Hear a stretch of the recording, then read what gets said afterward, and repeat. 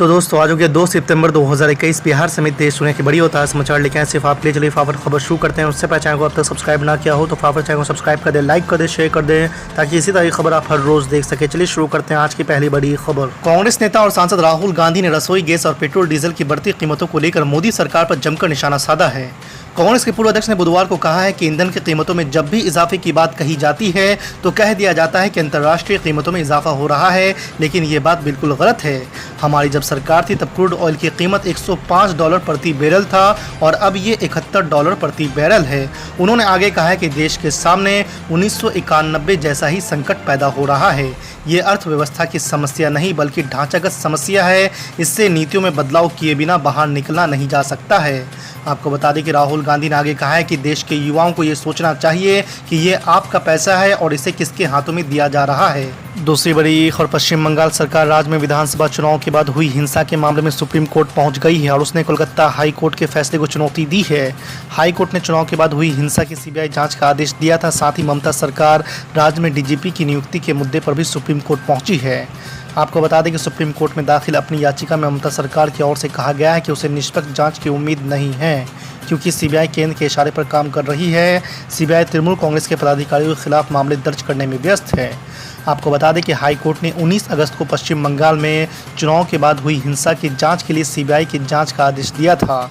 ममता बनर्जी की सरकार को करारा झटका देते हुए हाई कोर्ट के 5 जजों की बेंच ने सीबीआई जांच का आदेश दिया था। तीसरी बड़ी खबर, उत्तर प्रदेश में चुनावी यात्राओं का दौर लगातार जारी है और कल आम आदमी पार्टी ने नोएडा में तिरंगा संकल्प यात्रा निकालकर चुनावी बिगुल फूंक दिया है। आपको बता दें कि लखनऊ और आगरा के बाद अब आम आदमी पार्टी ने नोएडा में तिरंगा संकल्प यात्रा निकालकर यूपी विधानसभा चुनाव में ताल ठोक दी है। दिल्ली के उप मुख्यमंत्री मनीष सिसोदिया और उत्तर प्रदेश के प्रभारी संजय सिंह ने कहा है कि उत्तर प्रदेश के सभी 403 विधानसभा क्षेत्रों में तिरंगा संकल्प यात्रा निकाली जाएगी और 14 सितंबर को अयोध्या में मनीष सिसोदिया के नेतृत्व में तिरंगा यात्रा निकाली जाएगी। आपको बता दें कि आम आदमी पार्टी ने नोएडा स्टेडियम के गेट नंबर 4 से कल तिरंगा संकल्प यात्रा निकाली जो नोएडा के सेक्टर 25, 27, 18 होते हुए सेक्टर 37 में समाप्त हुई है। प्रदेश प्रभारी संजय सिंह की माने तो तिरंगा संकल्प यात्रा प्रदेश के सभी विधानसभा क्षेत्रों में निकाली जाएगी और इस यात्रा के जरिए प्रदेश की जनता को ये बताया जाएगा कि प्रदेश में भ्रष्टाचार खत्म होगा और विकास की गंगा बहेगी। चौथी बड़ी खबर, भूमि विवाद के कारण बढ़ रहे अपराध को देखते हुए नीतीश सरकार ने नई व्यवस्था लागू कर दी है। भूमि विवाद से जुड़े संवेदनशील मामलों की सुनवाई प्राथमिकता के आधार पर होगी। थाना और अंचल स्तर पर अधिकारी ऐसे मामले को छिपा नहीं सकेंगे। आपको बता दें कि मामले को दबाकर रखने वाले अधिकारियों पर बड़ी घटना होने पर कार्रवाई होगी। दर्ज होते ही विवाद के ऐसे मामले की सूचना उन्हें अनुमंडल स्तर पर अपने सीनियर अधिकारी को देना होगा। पांचवी बड़ी खबर, हाल ही में केंद्रीय मंत्री नारायण राणे पर केस दर्ज करके गिरफ्तार करने वाली महाराष्ट्र पुलिस ने अब बीजेपी के प्रदेश अध्यक्ष सहित बीजेपी के कई नेताओं के खिलाफ मुकदमा दर्ज कर लिया है। आपको बता दें कि राज्य में मंदिरों सहित सभी धार्मिक स्थलों को खुलवाने के लिए 30 अगस्त को प्रदर्शन करने वाले नेताओं पर कोरोना गाइडलाइंस के उल्लंघन का आरोप लगाया गया है। आपको बता दें कि जिन नेताओं पर केस दर्ज किया गया है उनमें बीजेपी के प्रदेश अध्यक्ष चंद्रकांत पाटिल के अलावा बीजेपी के शहर अध्यक्ष जगदीश मलिक शामिल है। आपको बता दें कि 30 अगस्त को बीजेपी के नेताओं ने राज्य भर में जगह जगह प्रदर्शन किया था। बीजेपी नेताओं ने कहा था कि देश भर में धार्मिक स्थलों को खोला जा चुका है, राज्य में भी अन्य सभी गतिविधियों की इजाज़त है तो मंदिर मस्जिदों को क्यों बंद रखा गया है। छठी बड़ी खबर, AIMM चीफ असदुद्दीन ओवैसी 3 दिनों के दौरे पर उत्तर प्रदेश पहुंच रहे हैं। अपने इस दौरे की शुरुआत वे इस बार 7 सितंबर से अयोध्या से कर रहे हैं जहां रुदौली कस्बे में वंचित शोषित सम्मेलन को संबोधित करेंगे। इसके बाद अगले दिन 8 सितंबर को उनका सुल्तानपुर का कार्यक्रम है। फिर दौरे के आखिरी दिन यानी 9 नवंबर को असदुद्दीन ओवैसी बाराबंकी जाएंगे। आपको बता दें कि यूपी में ओवैसी की पार्टी उस भागीदारी संकल्प मोर्चा में शामिल है जिसमें ओम प्रकाश राजभर भी है। MIM के अध्यक्ष असदुद्दीन ओवैसी इस बार यूपी चुनावी मैदान में जीत का पतंग उड़ाना चाहते हैं। बंगाल में उनकी पार्टी खेला नहीं कर पाई, इसलिए अब सारी उम्मीदें यूपी चुनाव पर है। वैसे असदुद्दीन ओवैसी बिहार में कमाल कर चुके हैं। वहां उनकी पार्टी को विधानसभा चुनाव में 5 सीटें मिली थी। वे पहले ही कह चुके हैं कि इस बार अखिलेश यादव का MY समीकरण नहीं चलेगा। ओवैसी कहते हैं कि इस बार A to Z समीकरण चलेगा। सका में फिर से आप वही सवाल पूछ रहे हैं जिसका जवाब दे चुका हूं मैं। एक MP ने जिता पा रहे मुसलमानों का, मैं रोका क्या आपको? नहीं सर, कोई मुसलमान नहीं कह रहा है क्या कि किसी को नुकसान हो रहा है, तो कांग्रेस सिर्फ लगातार कह रही है। वही तो बोल रहा हूँ, इन्हों राम और श्याम की जोड़ी है कांग्रेस और बीजेपी। तो कांग्रेस का इल्जाम है आप सिर्फ मुस्लिम इलाकों में ही क्यों इंतखाबात में हिस्सा लेते हैं? क्यों, बुरी बात क्या है? अब यहाँ पे गुलबर्गा की बात नहीं बुरी बात नहीं, बुरी बात क्या है उसमें? उन्होंने कई को अमेठी छोड़ के वायनाड गए, उन्होंने गुजरात छोड़ के यूपी गए, बहुत सब सारा जब बात नहीं की दूर तक जाएंगी ना।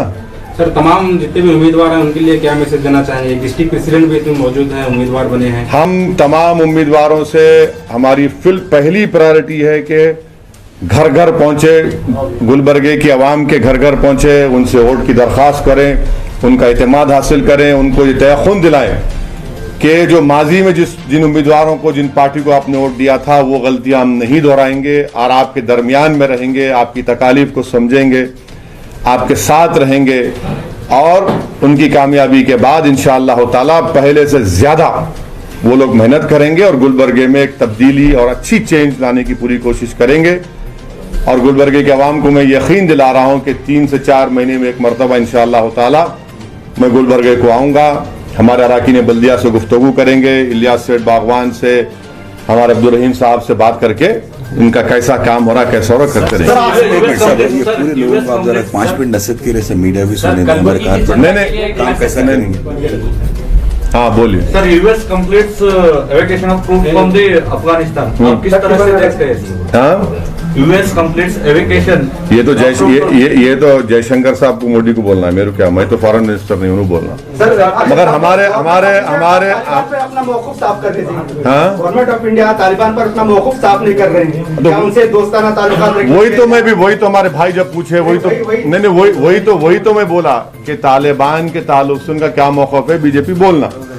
मगर हमारे कैंडिडेट्स और हमारे जीतने के बाद कॉर्पोरेटर से मेरी एक ही उनसे रिक्वेस्ट रहेंगी कि वो लोग मेहनत करना, जुस्तजू करना, आवाम के दरमियान में रहना, आवाम की तकलीफ को समझना और काम करना। और पूरी गुलबर्गा के आवाम से मैं फिर से दरख्वास्त कर रहा हूं कि पोलिंग के दिन सुबह निकल के वोट डालो। आप अपना वोट जाया होने मत दो, अपना वोट का सही इस्तेमाल करिए। और आपके दरमियान में मंजलिस इत्तेहादुल मुस्लिमीन पहली मरतबा हमारे ज़माने के बाद दोबारा आपके पास आई है। आप यहाँ से अपना वोट इस्तेमाल करिए, पतंग के निशान पर बटन दबाइए, या वोट इस्तेमाल करिए, अपने सियासी शऊर को, अपने इत्तेहाद का और अपने मिली जज्बे का सबूत दीजिए। कैंडिडेट्स को नसीहत करो सर, कैंडिडेट्स को। बोल अभी बोला। यूपी इलेक्शन के लिए आपका क्या स्ट्रेटेजी रहेगा? अभी असेंबली, अभी तो आज गुलबर्गा म्युनिसिपल इलेक्शन है, उस पर बात हो रही, बाद में इंशाल्लाह करते रहेंगे। सर गुलबर्गा में नॉर्थ के बाद साउथ में भी आपका उम्मीदवार रहेगा एमएलए कैंडिडेट, उसका ऐलान नहीं हुआ? अरे पूरे कर्नाटका में लड़ेंगे भाई इंशाल्लाह। सर, इस बार जिला अध्यक्ष भी नगर पालिका चुनाव लड़ रहे हैं, तो हाँ, इस बार जिला अध्यक्ष भी मजलिस के नगर पालिका चुनाव लड़ रहे हैं। लैला की मोहब्बत में सब आते भाई, सब आते लैला की मोहब्बत। नहीं, उनको हम टिकट नहीं दिए थे लास्ट टाइम, उन्होंने खुद इंडिपेंडेंट लड़े थे, वो मंजलिस से उनका कोई ताल्लुक नहीं था। अब कांग्रेस में आ चुके हैं सर। हाँ? कांग्रेस में। अच्छा माशाल्लाह, वो आ गए, अंदर आ गए। तो आखिर में 2 दिन बचे हैं सर इलेक्शंस के लिए, तो ये 2 दिन बहुत इंपॉर्टेंट कैंपेनिंग के लिए सर। बारिश पिछले 2-3 दिन से हो रही है, तो किस तरह से रणनीति रखी जाएगी और किस तरह से? नहीं, काम करना है। बारिश हो, तूफान हो, उसमें क्या भिगना है? क्या होगा? बारिश हो तो क्या होगा? भिगना है, देखना जाके